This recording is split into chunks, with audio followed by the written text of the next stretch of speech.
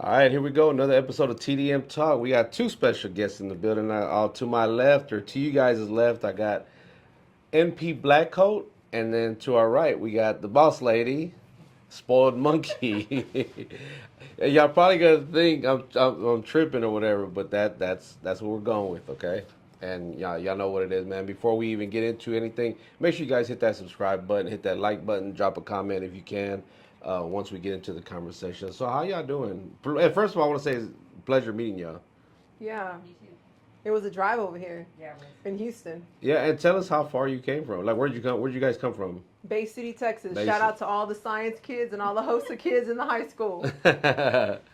Nah, that's what's up. I appreciate y'all, coming through and we briefly spoke about what we wanted to kind of, talk about and what is it that so tell us a little bit about what you guys do if without going into too much detail, but So I'm a nurse practitioner in internal and functional medicine. I do hormone replacement therapy. That's like my professional career. okay. And of course, yes, this is my manager who's sitting next to me. But outside of that, me and her always were talking about how really having a balance, like in work, in your life, like being authentic and just being who you want to be, because that's what makes you want to do your job 100%, right? And that's where it kind of all stemmed from, just being authentic, being the real you.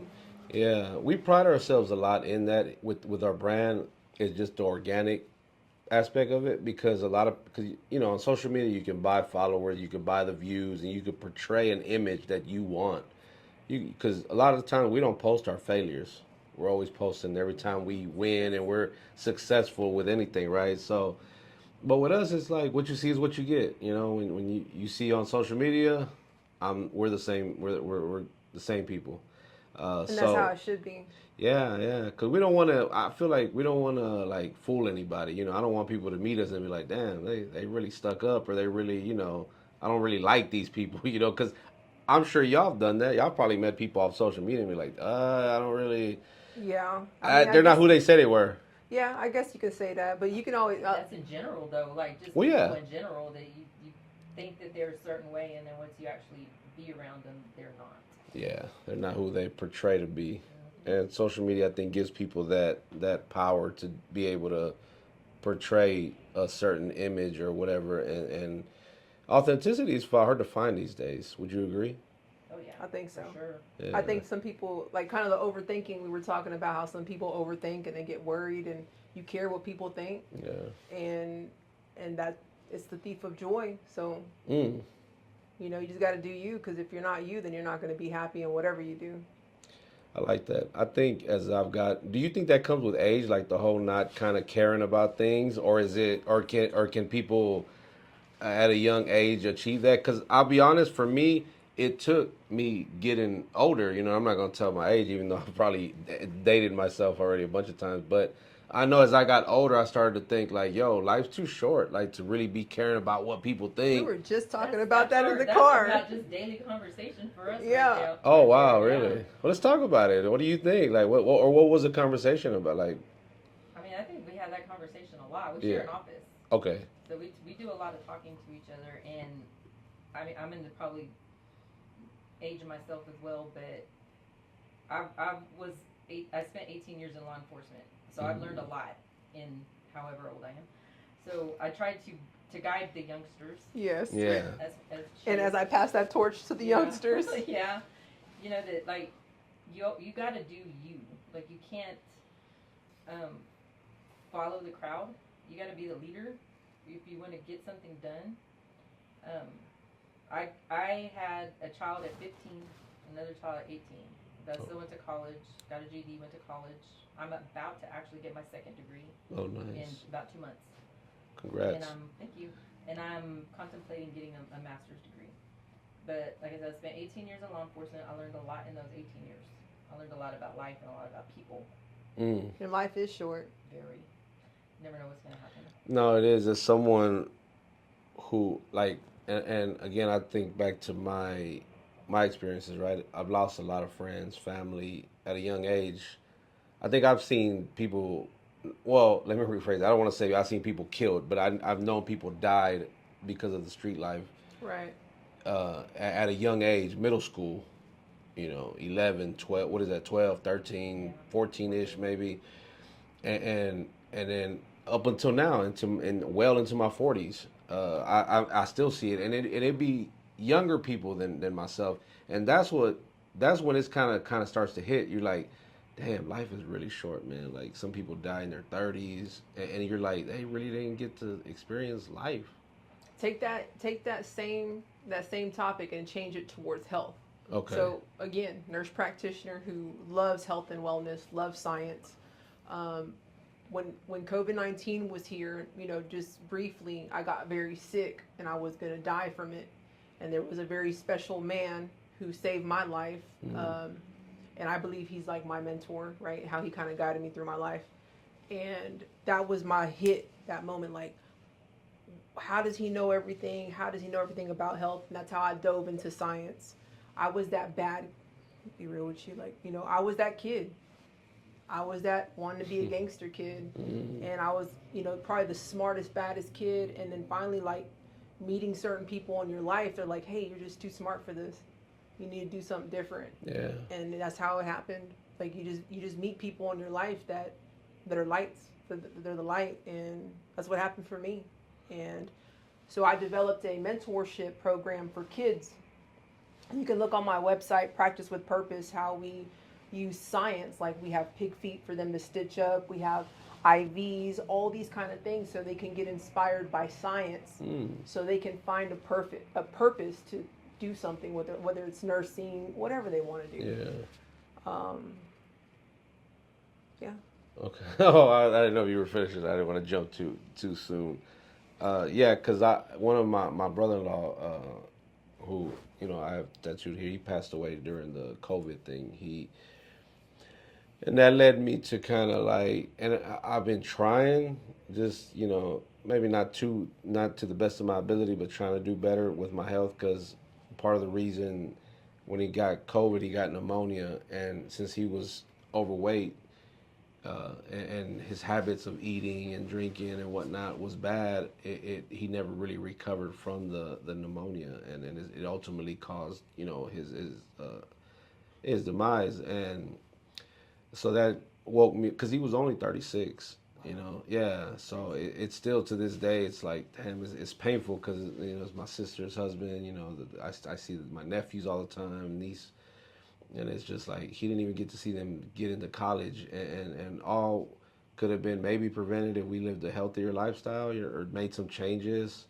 How do you, because there's like that dieting, and then there's also eating clean, is what I was told. Like, there's a difference. I think the body is an orchestra, Yeah. and it is very complex. Yeah. And that's why I feel like internal medicine for me has taught me not just the basics, but the entire body. You always hear about root cause medicine and all these kind of things, and it's legit, it's real. I have an autoimmune disease, so I really want to take care of myself, because I want to be here till I'm 60 to see my kids. Yeah.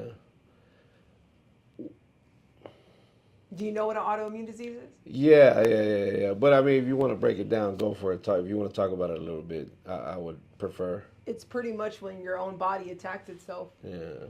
And so I probably had that disease like since I was a teenager. Okay. And we were Mexicans, like, let's be honest, we're Mexicanos. We don't go to the doctor unless we're very sick. Look, first. Right? Yeah.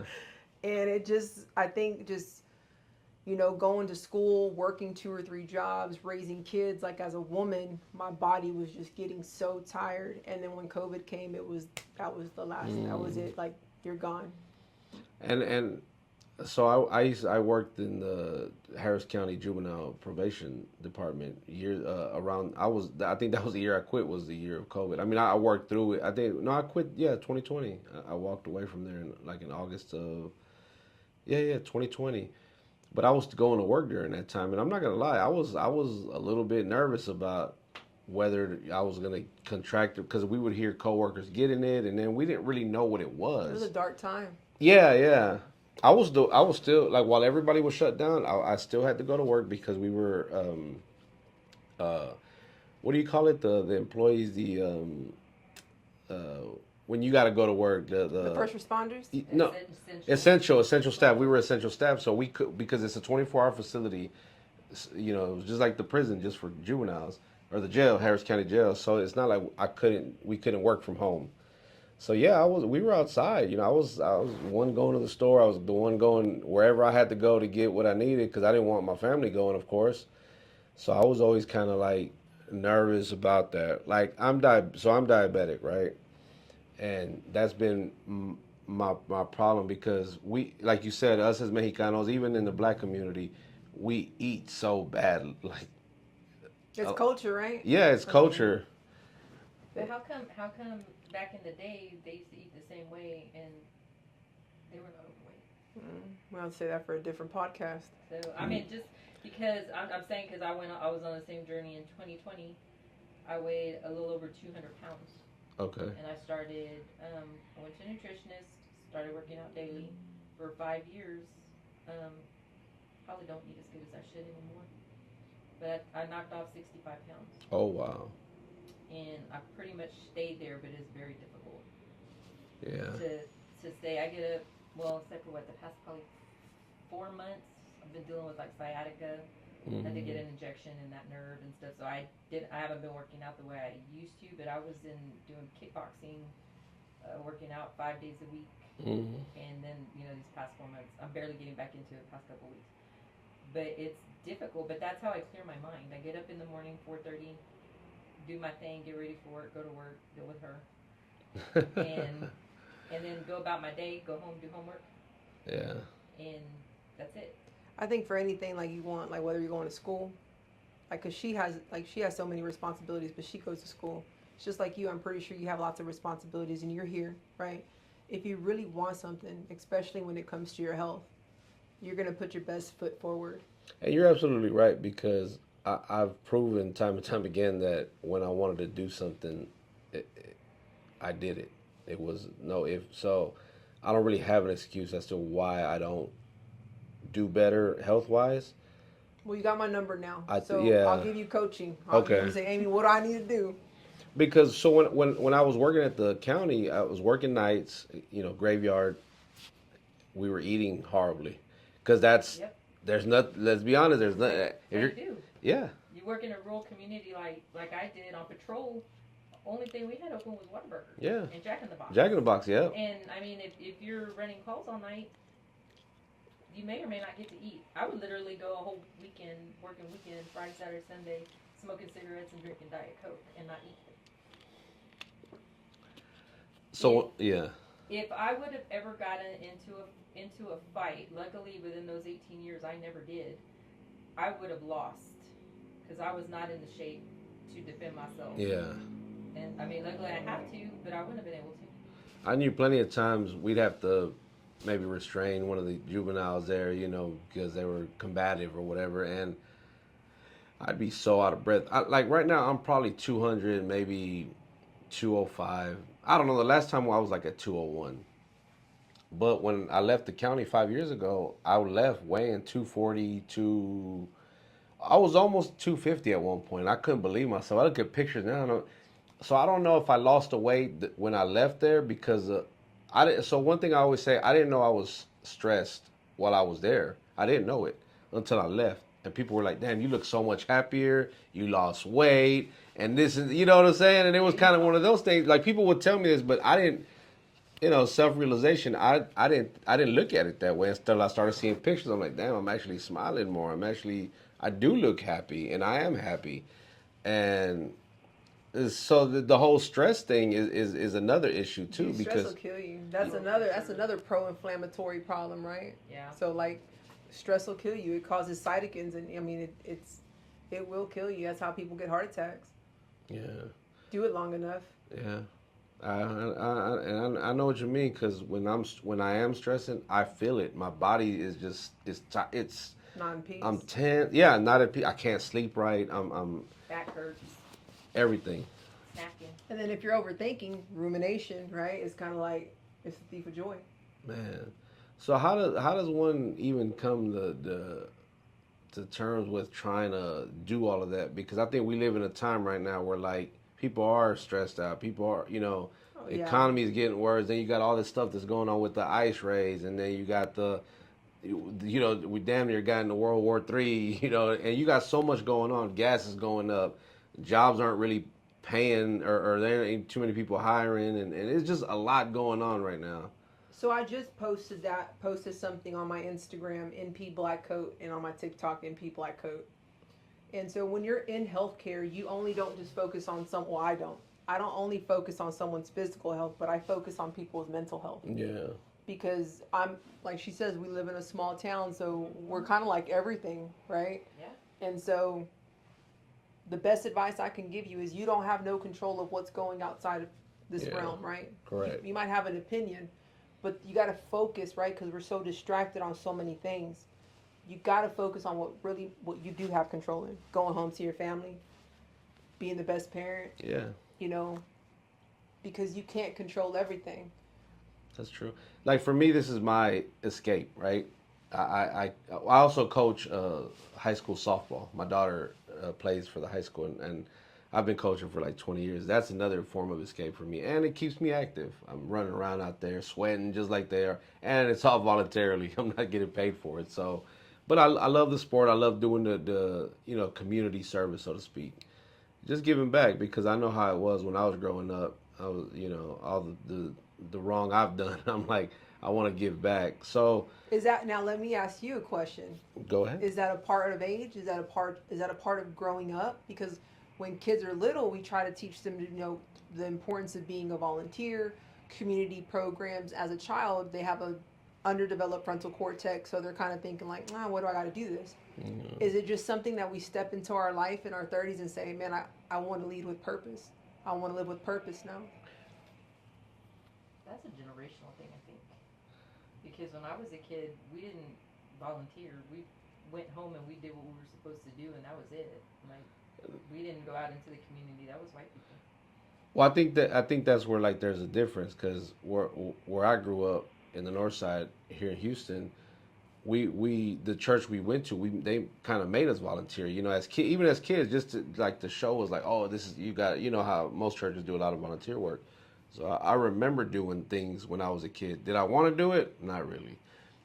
But it taught me, like now later on in life, now that I'm in my 30s, 40s, or whatever, that always stayed in my mind because I remember running around and doing the things I was doing in the streets that I was like, okay. And I felt like, man, this is going to be my way to give back. And plus, a lot of relationships that I have now is with people I played baseball with as a kid. I'm still in touch with a lot of those people, even coaches. But some of those coaches have passed on. But there's still guys that are coaching to this day that coached when I was like 8, 9 years old that I know personally and still doing it. So I guess it just depends on your environment, like whatever. Because it does. It does because like our community is so underrepresented with that kind of thing. Like most people run off and go to the the outskirts or I don't know what you would call it, like the Katy, Spring, Conroe, suburb. Yeah, Woodlands. So that's why I think that's where we fail as not people because we don't like I said we don't have control, but like small town culture is different from the big city. We need to focus on maybe the demographics of kids who need to be led the correct way, right? Yeah. Like where we come from, they do shop with a cop. What is that? Usually the police station, they raise so much money and they take children to Walmart and buy them whatever for Christmas. They give scholarships. Like that's the police station and like giving back to certain kids, It's like a blue Santa, but you actually interact with the kids. Like you actually take them to shop. Yes. Wow. Shopping. Like the blue Santa goes around and drops off gifts. Mm-hmm. Well, the shop with a cop, police officer picks a kid. And just takes them with them. And they go. It's a whole event. They usually close the whole Walmart down. Oh wow. And it's however long, a couple hours, and they just go shopping. They take the kid or 2 kids or 3 kids. And they just walk around with them with the basket, and the kids pick out whatever they want. I feel like that's the best dopamine hit. I think so. I think that's so. I think that's dope because I've never heard. That's why when you said that, I didn't know what that was. It's positive. The kids that don't have a lot of stuff. It's positive interaction with law enforcement as well. So how do they decide who gets to go? Like which kids? I think they have to complete some forms. Okay. submit some forms, and then they pick from there. I'm Okay. sure there's some sort of algorithm. Yeah. They just submit their questionnaires or whatever they have to do, and they get picked, and then they. I wonder if there's like a certain criteria they gotta They match probably do. Okay. Because I've never heard of anything That's like that. very prominent in Man. like our area. Yeah, it's like That's a big thing. deal. It's a really big deal. And I would imagine it's harder in a city like Houston because it's I such think, a big. I think opposite. There's Yeah. almost 2.1 million people here. Yeah. So there should be more things done. No, know? I agree. I agree. But for me, having that be the first time I've heard of anything like that, and I'm about to be 47 years old. Look, I just told my age. And never having heard it is kind of crazy, And maybe it's just me, but I've been so in like the hood, like the I've lived in it. I grew up in it, lived in it, and I'm still in it. I serve it, So I see the difference in everything because the school that I coach at, where my daughter is at, there's literally kids that are zoned to that school, but they will go to other schools to go play because the culture of the sport is better than it is there. But what they don't realize is like if all those players went to that school where they're zoned to, they would actually have a good team. But they see the other schools and like, oh man, they're always winning over there. I want to go over there too. It's a Right. nicer school, and this and that, and then they go and sometimes it's not what they thought it was going to be. And I always think of that like, man, why do people always run away from The roots. the roots? And again, who knows? Everybody's story is different. You're right. Everybody's story is different. Because like what we just talked, we just almost said two completely different things about the growing up aspect, like what you were saying about the. I think it's all just a cultural thing. Like you grew up North Houston, right? Which is, like you said, the hood, the barrio, right? Yeah. So I grew up in Port Lavaca and Bay City, which is hood, very hood. Like, Is it? Yeah, like where I live now, Warden is very very hood. Oh, okay. And that's not the way that I grew up. We were poor. We didn't grow. We're the ones that needed the help. Yeah. You know what I'm saying? We didn't go help people. Right. I see what you're saying. So yeah. So we were like the ones that needed the help. I think it's different, right? So that makes kind of sense. Like if you were the person who needed the help, how can you get help? How can you? But we weren't really taught that either. Like I mean, we went to church. We did all that stuff. We did what we were supposed to do, but we didn't go out into the community and help. Mm-hmm. I'm, as I've grown, like I said, being in law enforcement, being out in the public, and you also have, the way that you present yourself reflects on your department, your agency, so you never want to do anything that's going to look bad, right? Of course. Kind of the same thing with us in the medical practice.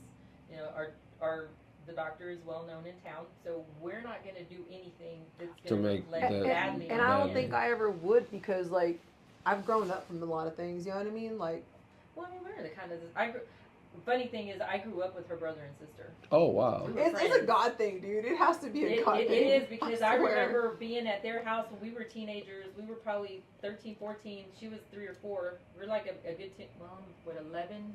Don't tell my age. I'm 11 years older than her. Look, there's gonna be people at home doing the math. Like, wait a minute, if she's, Crunching numbers. if she said, people be quick with Hey, it too. if someone puts it in the comments and they know my age, something will happen. I don't know. Ain't nobody gonna know. We'll talk about that off camera.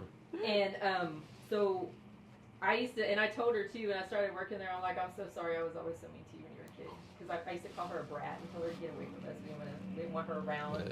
Yeah. We were 14-year-olds and she was bothering us. Yeah. Or just wanted to be a part of it, but it was bothersome to you, right? Yeah. Maybe? So then I get sick and I have to go over there and she treats me. And then I find out who she is and I'm like, this is the little kid I used to be so mean to. Oh, wow. And now she's taking care of me because I'm sick.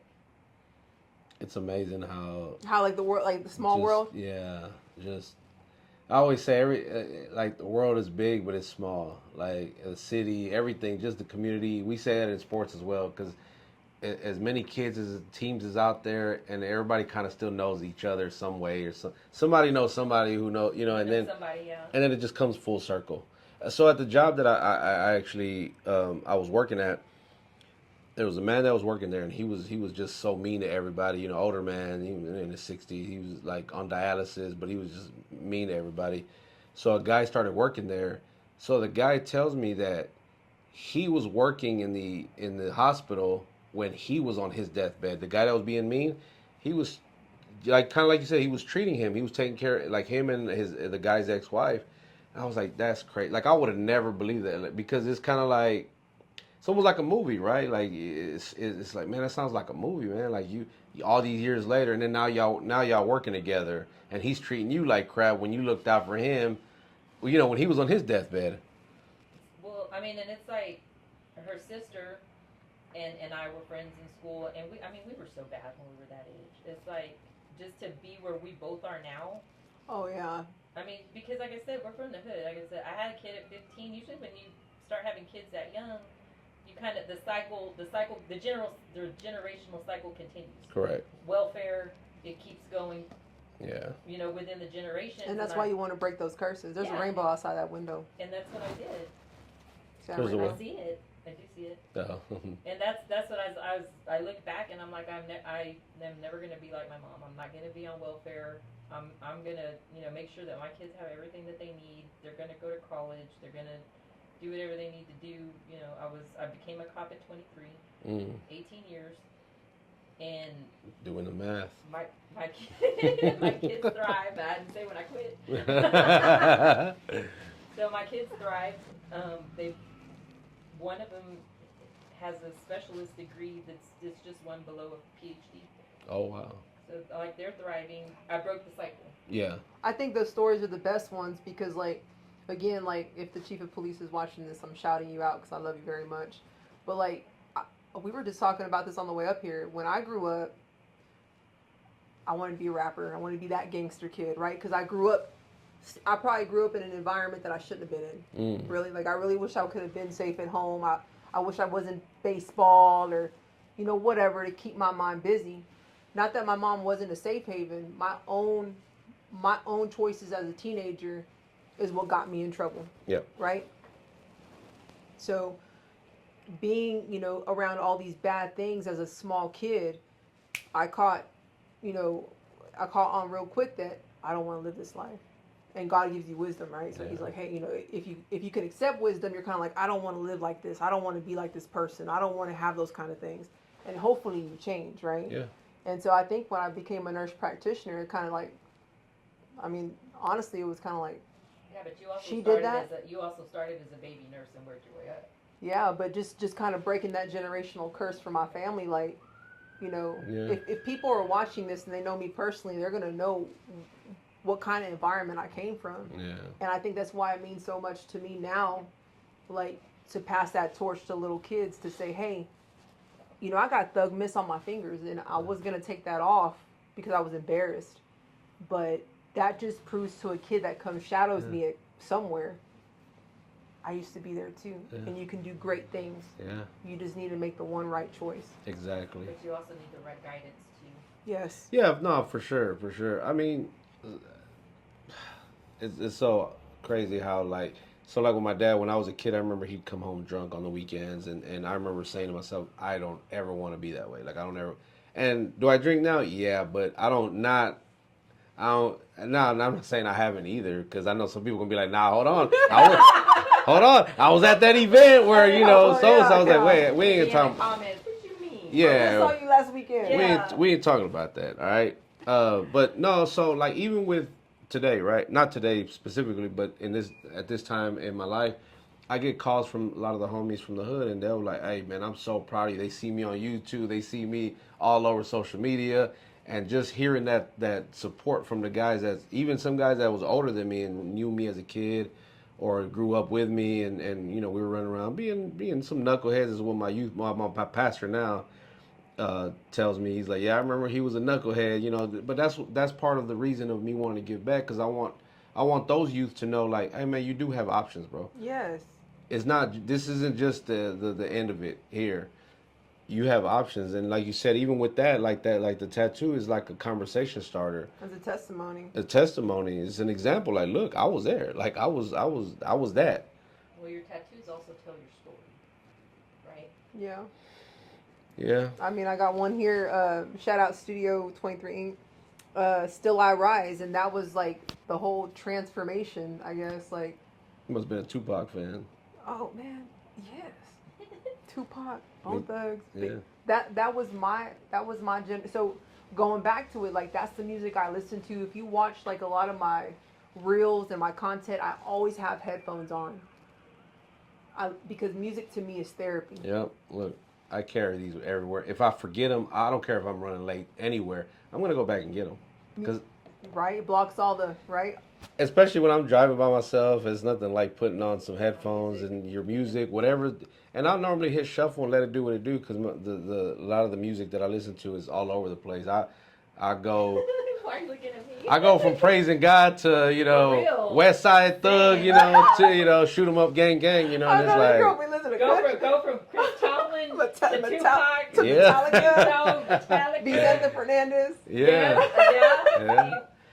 You Morgan be Wallen, I mean, you I praising went- God in one moment, and the next thing you shaking that thing. You're like, went to 3 concerts in 3 weeks, and they were all different music genres. oh wow. Went to Styx, went Styx, to Metallica, Metallica. then went to Morgan Morgan Wallen. Wallen. Y'all just told y'all's age. So, not really, because my daughter is the age that she is, and she is a big 80s fan. She doesn't listen to any of Oh, the my music daughter, today. 16. She listens to a lot of old, She like a knows lot of all the the music that I 80s. listen to. My wife's always all like, she's got your taste in music because she's yeah. she likes Nirvana. She likes, Oh yeah, Yeah. I You know. like them too. yeah. Or like Al Green. I don't know. Yeah. I like Of course. old 70s, stuff, right? We just think- went vinyl hunting the other day. I used to work for a place called Soundwaves. It's an old record store, Remember and that. they only got one now, and it's on Montrose now. On Montrose, that was like the headquarters for the longest. But you can go there and find CDs still, and vinyl, and There's a store on in the Heights on 19th Street. Okay. They had nothing. If it's still open, this was pre-COVID the last time I went, so I'm not sure if it's still open or not. But that's all they had was vinyl. I think someone told me original. about that because I was trying to remember where because we bought her a record player for like her birthday or something, and so I think the first one I bought her was like Nirvana's Greatest Hits. I saw it. I didn't realize how expensive vinyl is. Brand new is like $40 and up. I know. Yeah, I was like for vinyl, but I guess because it's not. Because they don't even make it. They don't make it as much I as, got a as they question. do. Yeah. Sorry, is that before cassettes? Wow. Girl, bye. We're Girl, bye. we're about to cut this interview short. Anyway, let's talk now. We're gonna cut her out the picture. No, yeah, I don't know if she's being serious or not, but yeah. She is. Wow. Okay, so Yes, it is. It is way. There was also a thing called an 8-track. yeah, Crunch that calculator. yeah. I'm probably gonna take a picture of each and put it up on the screen at that point where we mentioned it. That way people can see what it is. Because you're right. When I talk about cassette tapes, 8-tracks, or vinyl, people don't have no idea what I'm talking You know about. what an 8-track is? I just know cassettes and CDs, and maybe those big old things that you put on that thing, and I don't know about all That's that. vinyl. Okay, that's a A big wow. old thing. Nope, I wasn't around. Hey yo. Or if I was around, I didn't. I was probably barely walking. So I got old like original Depeche Mode vinyl Wow. at home. Yeah, like that old stuff. I wish I still had mine. I remember my dad had Michael Jackson Thriller, I think and that was the first cassette. I'm not gonna say what year, but that's gonna right there. look, people are literally writing this stuff down and doing the math. If I was good at math, I would have probably guessed it, but I wasn't good at math. But yeah, the whole music thing is when they say music is therapeutic, Yes, it it really is. is. Real. I don't care what nobody say, it really is. And I don't judge nobody for their taste in music. Everybody Yeah. has their, what soothes them. Right, right. And so that should just go with anything, like their appearance, how they dress. Like I don't wear a white coat. Nope. Because people, I just don't. I don't wear a white coat to work. I dress in a black coat, basketball shoes. And for a while, that was bothering me for a while, just kind of trying to find yourself, right? How you should bring your professional career. It was I just, love the shoes, by the way, too. I want to try to get a look at them. My bad. but just again, like if you're gonna do your best work, you have to be yourself. Definitely, for sure. Yeah, because I think I'm glad you brought that up about the dressing part. You want to look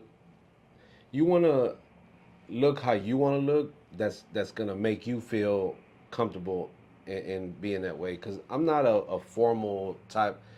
Like the whole wearing a suit. You can't put people in molds. Yeah. You wouldn't think that I'm the biggest nerd. And I am the Oh, is she? biggest nerd. You can leave me in a library for 10 hours with 20 problems and I won't go nowhere.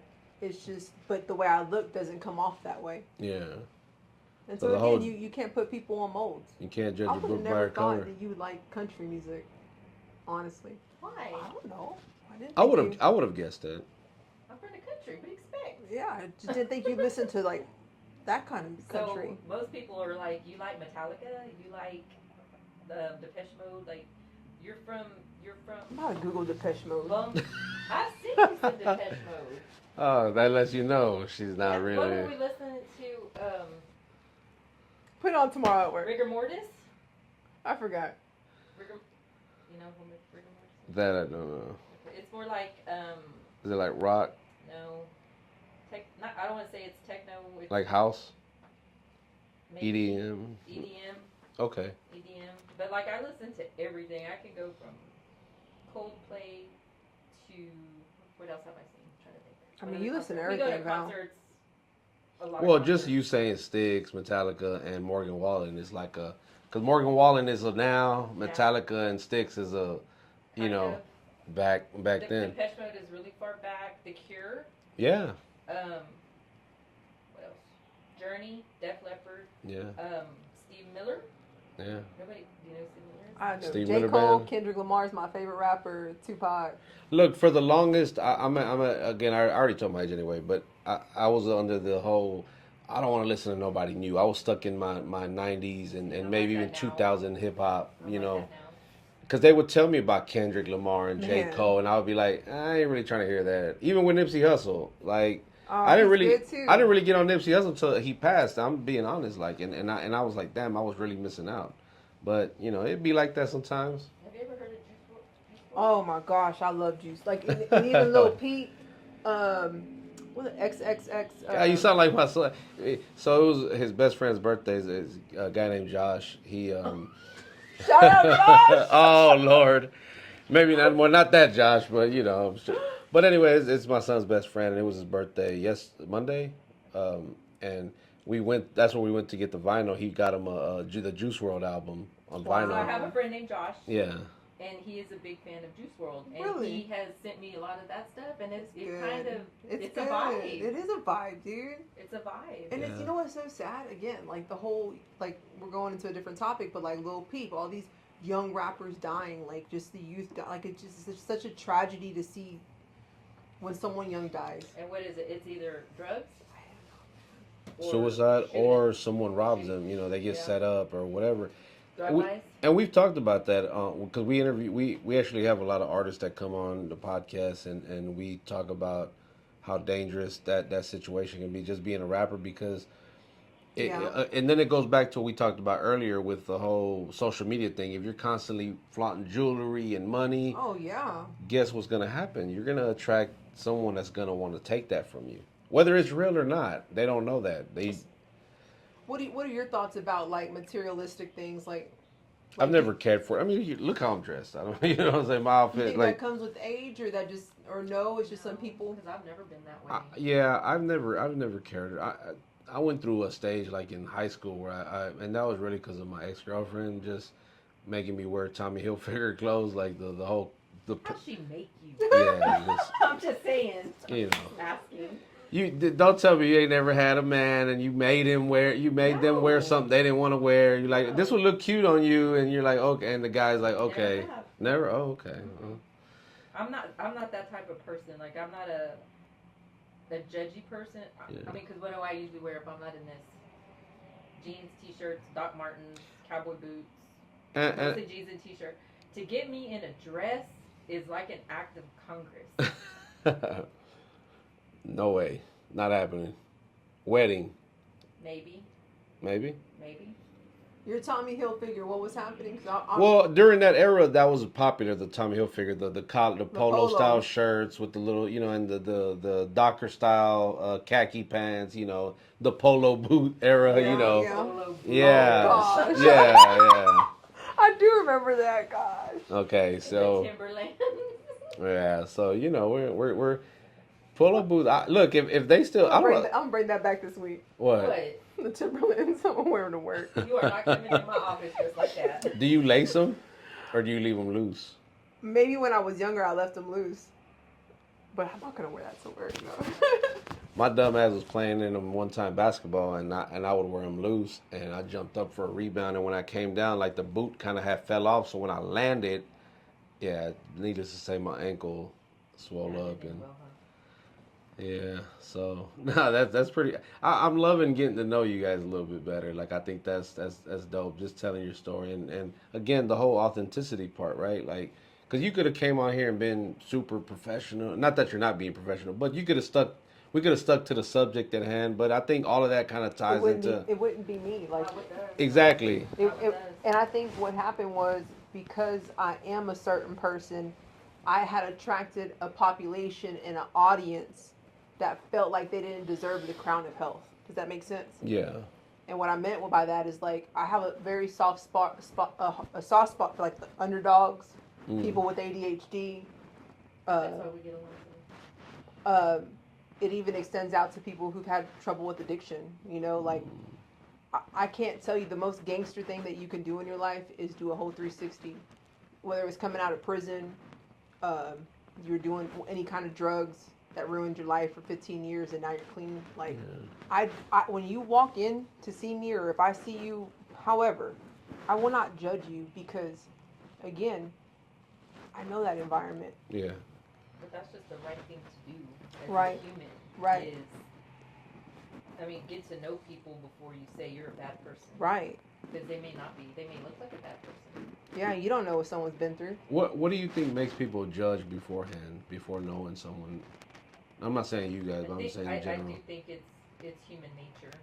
Yeah, I think we can all be judgmental. I think everybody is at some point. I think if you have a good heart, though, like once you're because everyone kind of gets skeptic, like who is this we get kind of scared, right? But once you pass that barrier, like, man, this person's gold. Because everyone you can't trust a lot of people these days, am I right? Yeah. You just said it, like they just steal your jewelry. Yeah. But once you really get to know someone, I feel like you're like, yeah, they're golden. Or they're not. Yeah. I think you can tell really quick. I was just gonna say that. I'm like, I think experience has taught you enough where I think that. But again, there's people that can fool you as well too, because that's happened to me. I'm usually a good judge of character, I've worked. I used to have like an open door, like I would welcome anybody to come work with me with what I'm doing.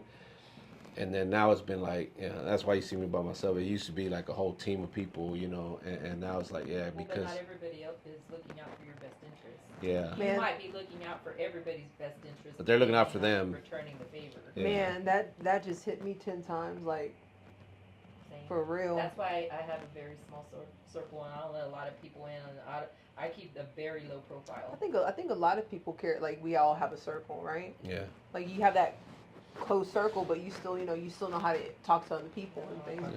Yeah. She's like, I don't like talking to people. I don't like doing this. Law enforcement, I don't need to talk to anybody else.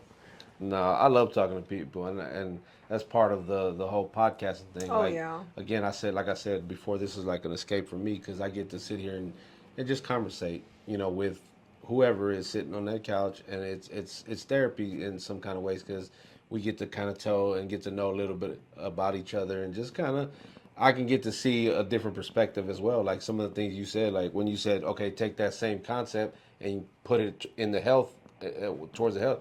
Like I never looked at it like that. When you said that, I was like, damn, she's right. Like I can't even argue you to just like, because you're actually right. Because you have your mindset, you can do this, you can do all this. You can start a podcast, get it monetized, you can create this company, and this and that, but you can't change your eating habits. For real. Or you can't work out. Like damn.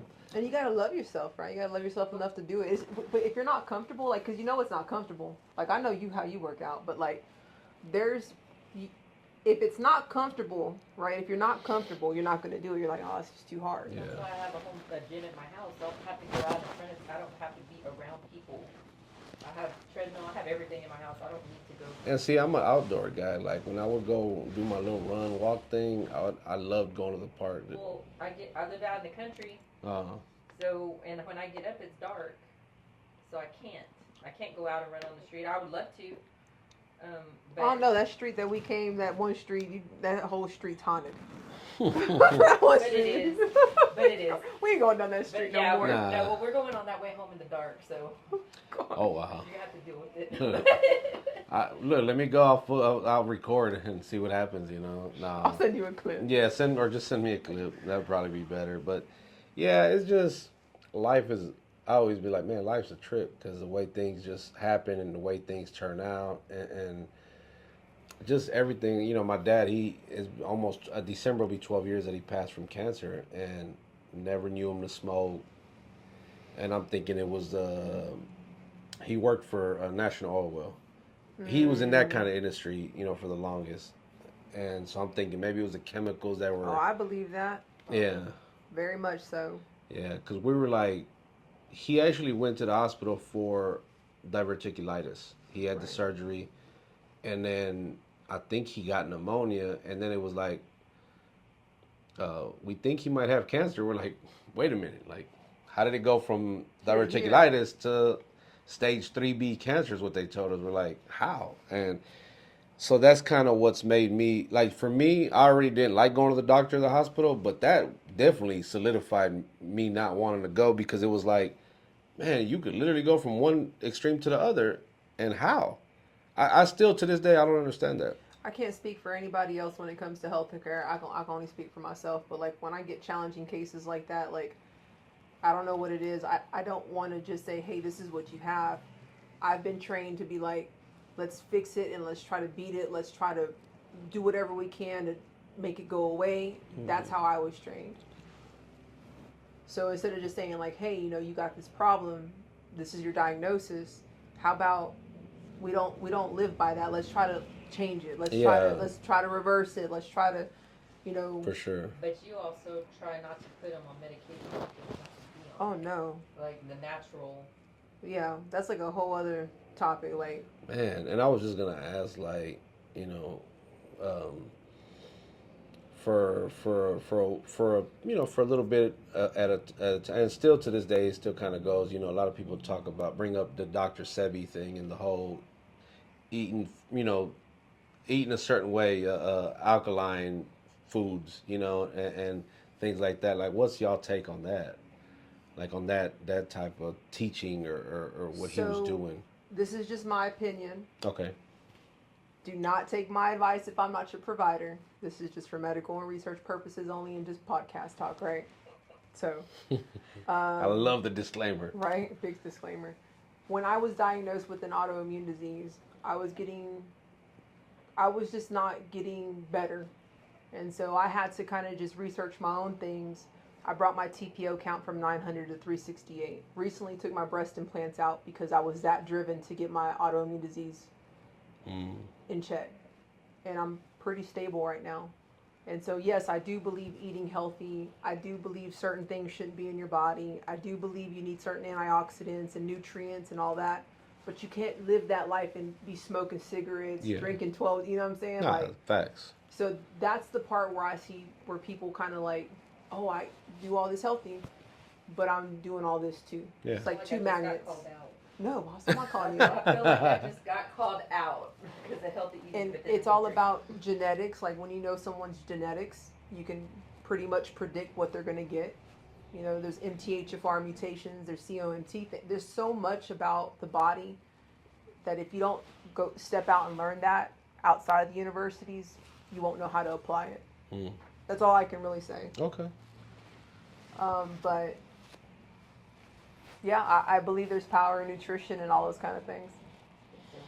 Yeah. You're not putting stuff in your body that don't belong there. I mean, just look up detoxification processes. I mean, that's what I do. That's what I do on my online clinic. Okay. So What about fasting? I believe in fasting. I think if you Intermittent. have a intermittent hemoglobin A1C less than 5.1, I wouldn't do it. But like, I think if there's disease that's present, yeah, you should do that. You could do that. Yeah. I mean, we consume so much food in a day because we're habitual. We weren't even like our ancestors didn't That's eat like what that. Doc does. Doc's an intermittent faster. He eats once a day at night. I know, but a lot of people can't do that. That's discipline. There is so much like then at one point everybody was doing the keto diet, and everybody I knew that did that, it didn't last long. Why? I don't know. That was nothing that ever got my attention, at least, because you See, can only eat. I could do keto and it didn't bother me. Okay. That's how I lost most of my weight. Oh, okay. With keto. I recommend 3 diets depending on the person. There's ketotarian, there's keto, there's paleo, and Mediterranean. And sometimes I've heard of the Mediterranean thing. You can jump from anyone, but the whole goal is to get away from processed stuff and all this sugar. Well, with all the, I mean, if there's ingredients in whatever you're eating that you can't pronounce. They just barely passed that. Now they're gonna take all these bad things that should have been banned 20 years ago. They've been doing it in Europe, but now I was gonna say Europe, like they're like the cleanest. Yeah. We also don't look. And now they're just like, hey, But now if you can't 2025, we're gonna do it now. The ingredients are in your food. Why would you want to put that in your body? Was like so? I told him I was gonna see him at Whole Foods. so it's like, so when they were like, man, how did the whole diabetic? I'm like, I know what I was doing to my body. All those late nights, going to the vending machine, getting cupcakes, the hot pork rinds. I used to love those things. The spicy baconettes or whatever they're called. And I'd get me a 20-ounce soda because it was $1.25 or whatever. Ordering Frank's Pizza from downtown, which I love. Or sneaking out and going to Jack's or Whataburger or whatever the case. But we were eating horrible, and just all that soda. I love soda. Like it's an addiction. It's better than other things. What did I tell you the other day? It's better than Don't say it now, but I told you, I was like, well, it's better to drink this than do something worse. Like when we drink the energy drink a little bit, or if we drink a little bit of Coke, because we're hard on each other sometimes about how we eat. But I'm not a big energy drink person either. I had to have one today, but like for the most part, I don't. I never got into the energy. I tried them before and never. Well, no, I don't drink. Ones. Yeah, I only drink like a certain kind. I don't drink that Bang or Red Bull or none of that stuff. Oh, yeah. No. Every once in a while. I'm very. Actually, this weekend, someone had a drink, and it was like something with Red Bull in it, and I don't think I've ever had a Red Bull. Vodka and Red Bull, probably. It might have been vodka. Yeah, it's something, but I was like, damn, it was pretty good. I go, what's in it? They're like, it's something in, yeah, exactly. I was like, ruined my immune system. Look, by midnight, I'm already yawning. I'm already ready to go home. 11:30, I'm just like, I'm yawning at 8. Oh yeah, nah. But yeah, so I mean, again, we could definitely. So we're gonna put a link in the description where they can go visit the website, and they can go. I don't know if you want me to put your Instagram or anything on there, but if not, I can leave it out. I would just need the Instagram, but we could put your information on there, or at least the website. That if they want any kind of advice or coaching that you have to offer, they can just go to your website and go. They can just follow me on NP Blackcoat. Yeah, I'm gonna put that in the description too. That way they can just click on your name and it'll take them to your Instagram immediately. And they can follow you, DM, whatever the case might be. Is there anything that we didn't touch on that you guys wanted to kind of? I know we were kind of all over the place. I think you were great. I think you're a dope host. Like, you've made this whole podcast experience great for someone who's coming from 2 hours away. We have ADHD, so we're all over the place anyway. I must have that. I'm hyper focused. Yeah. Like, we're talking like this, and all of a sudden man, we're talking ADHD about is a superpower, dude. Yeah, like for real. Well, I always say, man, it's like this is something we'd be talking about maybe outside and without cameras rolling, but we're just having it. We're actually just recording it, so this is a conversation we'd have regardless. These are the same questions I'd probably ask, and love just getting to know you guys. And if you ever want to come back, that door is open. To maybe talk about something else, and or even talk about music. We were definitely going in that direction. We had to kind of pivot a little bit. Like, well, let's kind of get back on track a little bit. But any shout outs before we get out of here? Anything? Shout out my husband, Cody Townsend. Oh. Shout out my whole family. Sounds like a famous person. My sister, my brother, Lisa, Jesse. Just everybody who supported me, and just shout out everybody from Bay City, Texas. Awesome. What about you, Miss Spoiled Monkey? I keep a little profile. Okay, cool. I always get people with that because once I ask for the shout outs and they start naming people, when we roll off camera, she's probably going to be like, you know what, I forgot to say so and so or so. So people always forget names Because I've done that when they're like, man, you want to, yeah, shout out to it. And then I get off and then they see the episode and they're like, hey, man, you forgot about me. Why you ain't mention me, bro? Shout out You know? Brandon, shout out Yeah. Bobby or something, right? I want to keep it simple. Shout out to everybody. We love everybody, man. Well, again, guys, there's a link in the description where you guys want to find more information about what she's got going on. Please, please go tap in with her. Hit the link. You know, like I always say, it's very easy because this day and age, all of y'all are lazy. All of us are lazy, so we make it easy for you. Just go click the link in the description. Make sure you hit that subscribe button. And we appreciate everybody that watched this episode. If you have any more information, contact us or you can contact her directly by means of the description. And once again, we thank you guys for watching. And on that note, we are Them Damn Mexicans.